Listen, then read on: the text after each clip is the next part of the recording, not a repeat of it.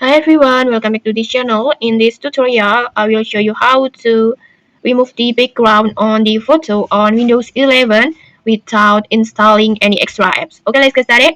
First, just open File Explorer and then just choose the pictures or file image that you want to edit. For example, I will choose this one.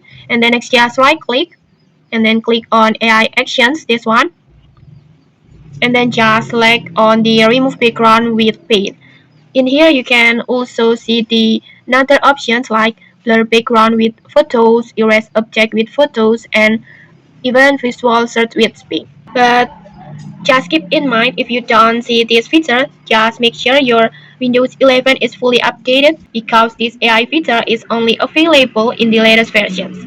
Next, just simply on the remove background with paint like this, and Windows 11 automatically remove the background for you in just a second like this.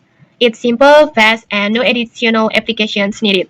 And okay, maybe that's it. If you found this helpful, don't forget to like, comment, and subscribe for more tutorials. Thanks for watching and see you.